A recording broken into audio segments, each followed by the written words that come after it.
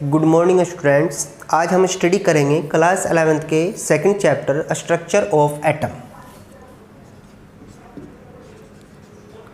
Structure of atom. देखिए, structure of atom में हम एटम के बारे में डिस्कस करते हैं कि उसका स्ट्रक्चर कैसा होता है। अलग अलग साइंटिस्ट आए और उन्होंने एटम के अलग अलग से स्ट्रक्चर के बारे में अपने थ्योरीज प्रस्तुत की, अपनी थ्योरीज दी। उनके अकॉर्डिंग जो एटम होता है उसके स्ट्रक्चर के बारे में हम बता सकते हैं कि इसका स्ट्रक्चर कैसा होता है। फर्स्टली हमने इससे पिछले वाले चैप्टर में मैटर के बारे में पढ़ा था, है ना।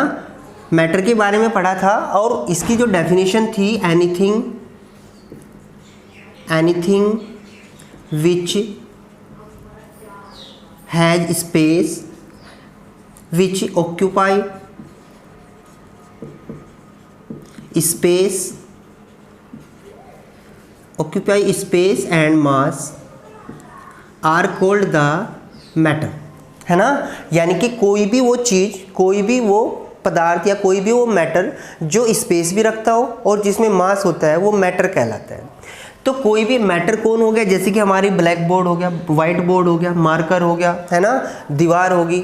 यानी कि एनीथिंग, कोई भी वो चीज़ जो स्पेस भी रखती हो और जिसमें मास भी होता है वो मैटर कहलाता है। तो ये वाला जो मैटर है, ये वाला स्मॉल पार्टिकल से मिलकर बना होता है, स्मॉल पार्टिकल से मिलकर बना होता है। और इन स्मॉल पार्टिकल्स को हम मॉलिक्यूल्स बोलते हैं।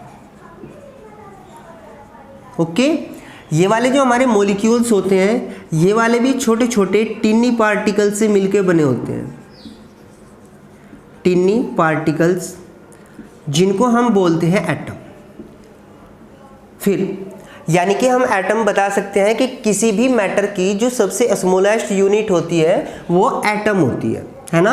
यानी कि किसी भी मैटर का जो बेस होता है, बेस कहाँ से बनता है, वो एटम से बनता है। जब बहुत सारे एटम्स आपस में कंबाइन होते हैं तो मॉलिक्यूल की फॉर्मेशन करते हैं, और जब बहुत सारे मॉलिक्यूल्स आपस में कंबाइन होते हैं तो एक मैटर बनता है ना। उसके बाद में जो अब हम इसके बारे में, इसकी हिस्ट्री के बारे में पढ़ते हैं, इसका इंट्रोडक्शन देते हैं कि एटम के जो डिस्कवरी हुई थी वो कैसे कैसे हुई थी। स्टार्टिंग में ये फर्स्टली एक साइंटिस्ट थे, एक साइंटिस्ट नहीं बल्कि एक संत थे, इंडियन संत थे, जिनका नाम था महर्षि कनाद। महर्षि कनाद ने ऐसा बताया कि किसी भी पार्टिकल, किसी भी मैटर का जो सबसे स्मॉलेस्ट पार्ट होता है, जिसको हम और अधिक डिवाइड नहीं कर सकते, उसको एटम बोलते हैं। यानी कि सपोज करो ये वाला मार्कर है, हमने इसको पहले बीच में से 2 पार्ट्स में डिवाइड किया, फिर उसके बाद में हमने इसको 4 पार्ट्स में डिवाइड किया। ऐसे ही हम इसको छोटे छोटे पार्ट्स में डिवाइड करते गए।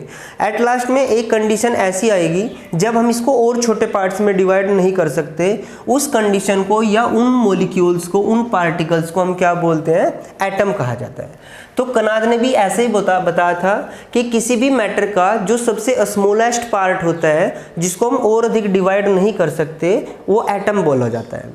इसके बाद में एक दूसरे साइंटिस्ट आए हमारे 1808 में, जिनका नाम था जॉन डोल्टन।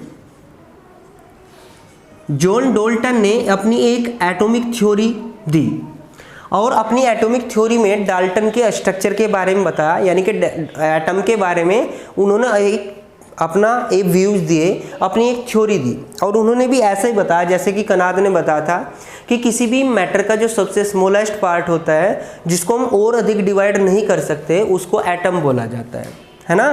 फिर उन्होंने अपनी एक थ्योरी भी दी और उसमें अलग अलग पॉइंट्स में एटम को क्लासीफाई किया और बताया कि एटम फ्री स्टेट में नहीं रह सकता, है ना। यानी कि जो एटम है वो अपनी एटॉमिक स्टेट भी नहीं रह सकता।